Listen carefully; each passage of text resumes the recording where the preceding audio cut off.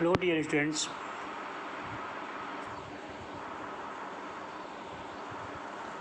इसके पहले वाली वीडियो में मैं आप लोगों को जिरेंडियल इन्फिनिटिव में एक टॉपिक पढ़ाया था। उसकी हेडिंग थी as an adverb showing purpose. आज जो हेडिंग पढ़ानी है, देखो हेडिंग लगभग वैसे ही है। जिरेंडियल इन्फिनिटिव में दूसरी हेडिंग है as an adverb modifying an adjective. किसी विशेषण की विशेषता बताते हुए क्रिया विशेषण के रूप में।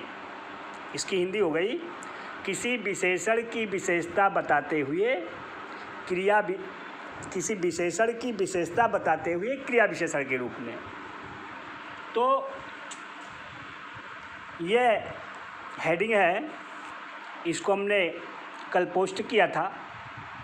आशा करता हूँ कि आप लोग अपनी कॉपी में लिख लिए होंगे और अब आज इन उदाहरणों को समझाऊंगा।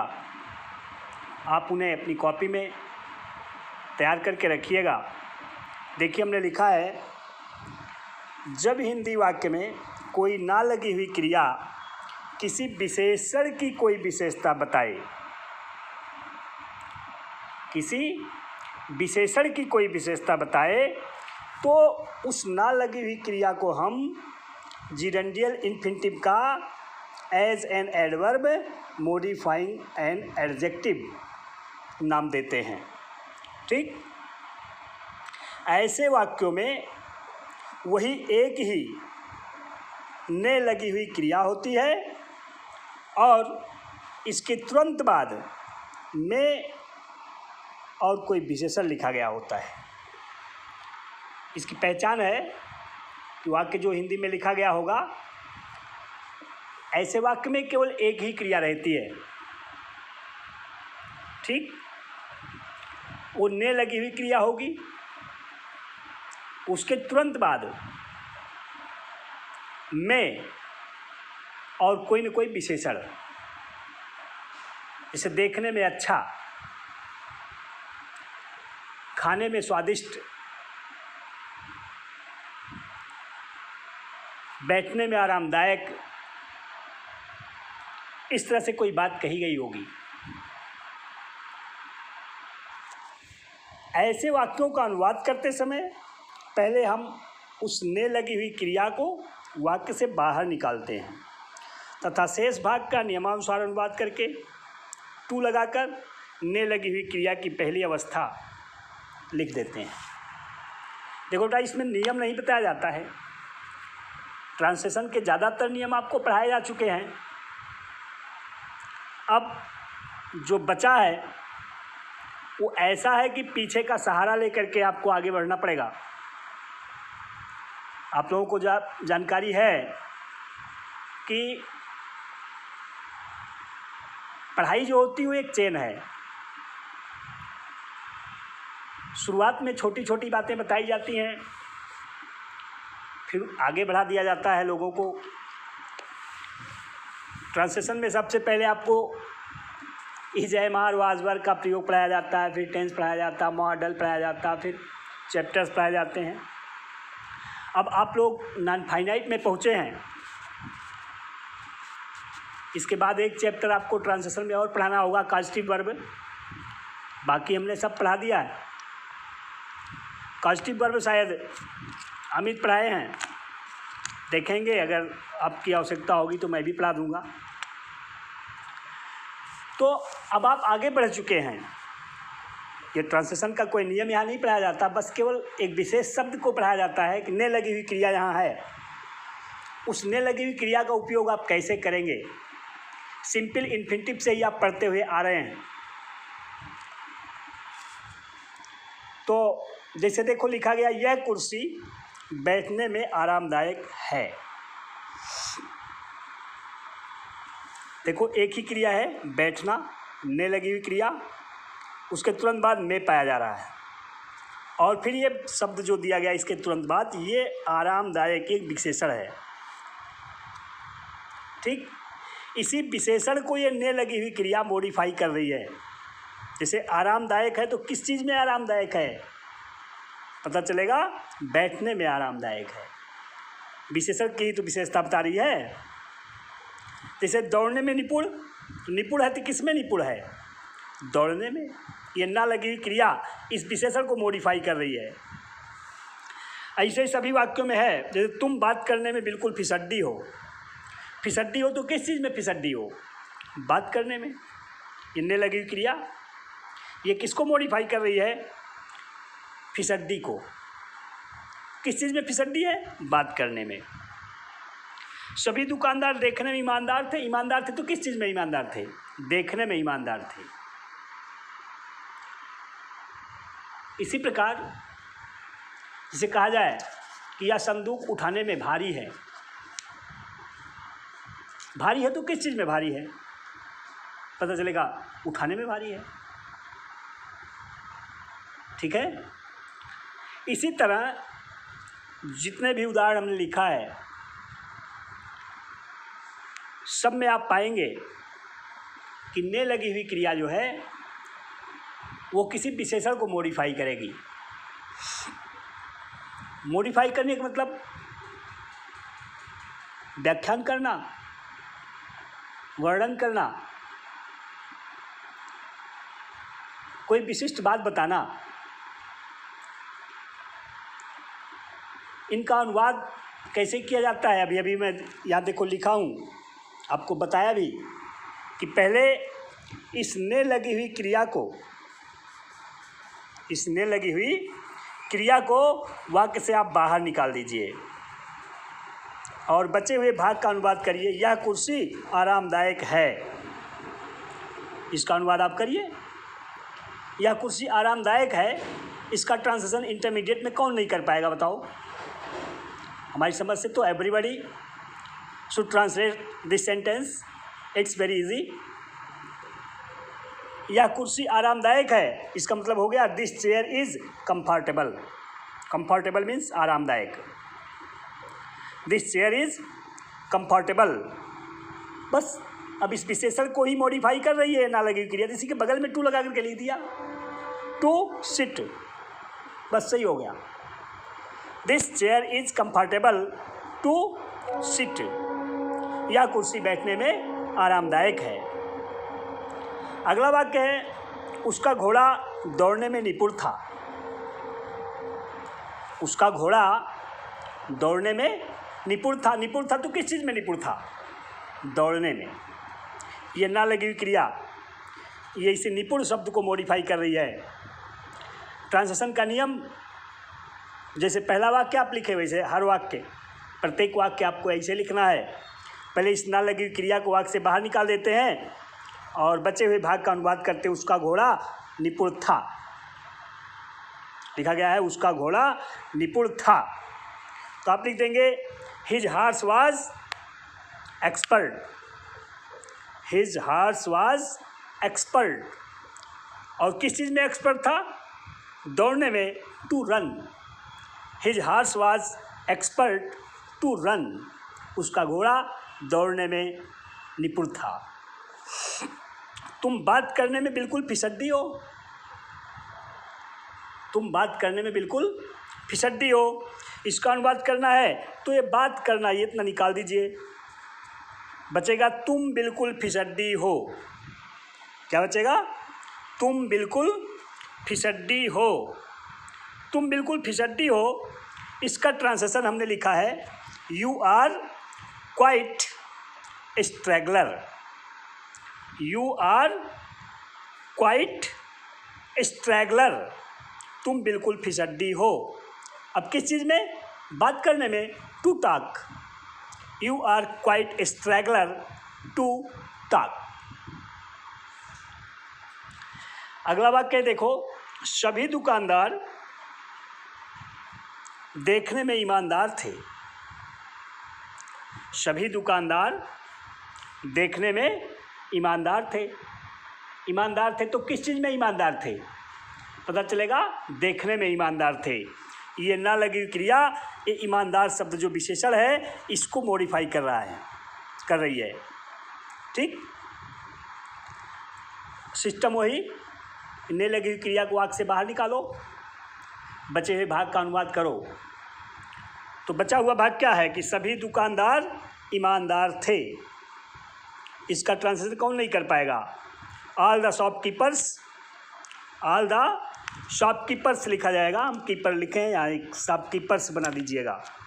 All the shopkeepers were honest. All the shopkeepers were honest to see, देखने में। All the shopkeepers were honest to see, ये हो गया। अगला वाक्य देखो, ये पक्षियाँ उड़ने में मंद नहीं है। निगेटिव है, मंद नहीं है तो किस चीज़ में मंद नहीं है? पता चला कि उड़ने में। ये ना लगी हुई क्रिया आप निकाल देंगे। बचे हुए भाग का टू बी वर्ब की सहायता से अनुवाद करेंगे। अब टू बी वर्ब का उपयोग है तो आप टू बी वर्ब की सहायता से अनुवाद करेंगे। लिखेंगे ये पक्षियाँ मंद नहीं हैं, निगेटिव हो गया है तो पहले सब्जेक्ट लिखें दीज बर्ड्स, ये पक्षियाँ, दीज वर्ड्स। फिर बहुवचन है, प्रेजेंट की बात है इसलिए are, these words are not. मंद मतलब slow, these birds are not slow, these birds are not slow. ये पक्षियाँ मंद नहीं है, इतना हो गया। अब किस चीज़ में मंद नहीं है? तो पता चला कि उड़ने में, तो टू लगा करके उड़ना की अंग्रेजी लिख दिया, टू फ्लाई, बस सही हो गया। These birds are not slow to fly, ये पक्षियाँ उड़ने में मंद नहीं हैं। इस प्रकार आपको मैं 5 वाक्य बताया।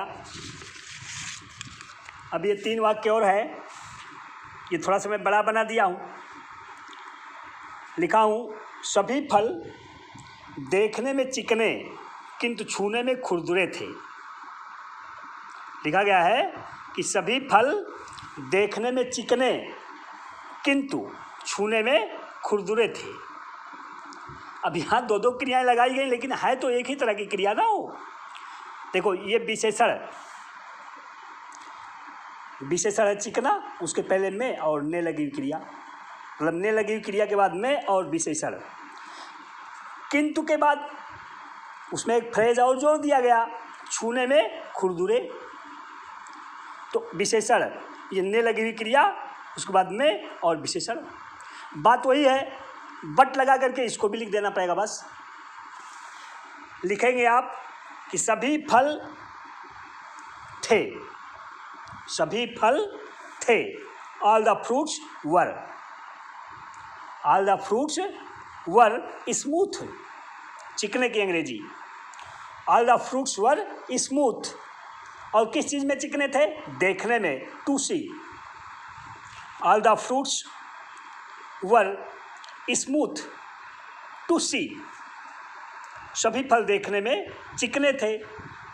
किंतु मीन्स बट, हमने बट लिख दिया।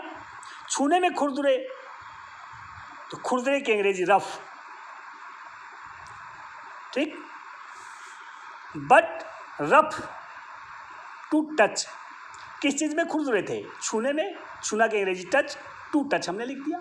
इसे इन्फिनिटिव बना लिया, इसको इन्फिनिटिव बना लिया, टू सी और टू टच। टच जो है वो रफ को मॉडिफाई कर रही है और सी जो है वो स्मूथ को मॉडिफाई कर रही है। जो वर्ब जिसको मॉडिफाई करती है उसी के बगल में उसको रखा जाता है। आपको पता है ना, एडजेक्टिव जो है वो हमेशा एडजेक्टिव्स को उसके बगल में ही, चाहे एट्रीब्यूटिव यूज़ करते हैं चाहे प्रेडिकेटिव यूज़ करते हैं, किंतु आसपास ही रखते हैं जिसको मॉडिफाई करती है एडजेक्टिव। यहाँ भी वही कर दिया गया। आप चिकने हैं तो देखने में चिकने हैं, ठीक, और खुरदुरे हैं तो छूने में खुरदुरे हैं। छूना जो है वो खुरदुरे का और चिकना जो है वो देखने का। यह तालमेल बना। आप इसको अनुवाद करिए। आपने लिखा all the fruits were smooth to see but rough to touch, सभी फल देखने में चिकने किंतु छूने में खुरदुरे थे। अगला वाक्य है, क्या एडिसन जवाब देने में परिपक्व नहीं थे? किस चीज़ में परिपक्व नहीं थे? जवाब देने में। ये ना लगी हुई क्रिया जवाब देना, ठीक।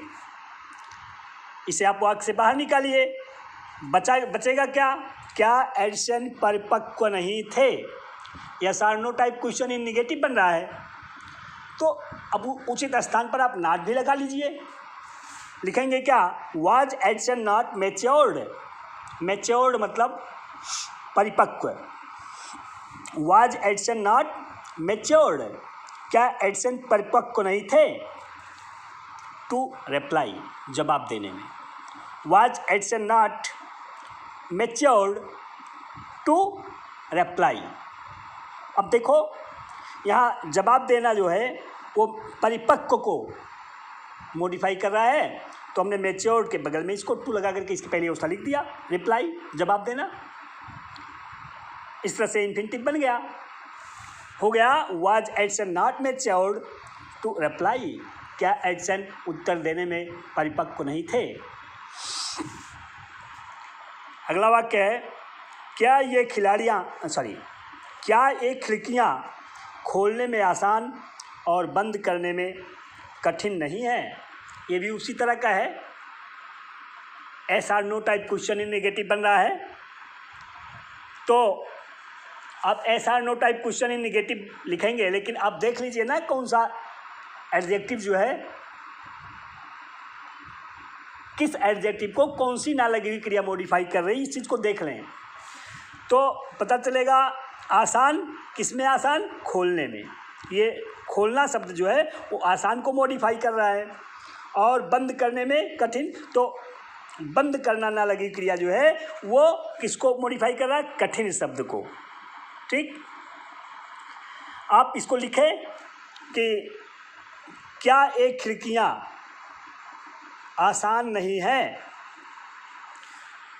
Are these windows not easy? Are these windows not easy to open? खोलने में। Are these windows not easy to open? और बंद करने में कठिन। And tough to shut? Shut means बंद करना है, क्लोज मीन्स बंद करना। आपका वाक्य बन गया, are these windows not easy to open and tough to shut? देखो शट शब्द जो था वो टफ को मॉडिफाई कर रहा था, और ओपन शब्द जो था वो इजी को मॉडिफाई कर रहा था। हम इसको इसके साथ और इसको शट को टफ के साथ लगा दिए, लिख दिए, और ये वाक्य सही हो गया। ये बन गया, the are these windows not easy to open and tough to shut. इस तरह से ये वाक्य पूरा हुआ। तो आप लोग इसे अपनी कॉपी में व्यवस्थित कर लीजिएगा, और आपकी भलाई है उसमें। बाकी हम अगली वीडियो में इसकी तीसरी टॉपिक भेजेंगे। तब तक के लिए धन्यवाद।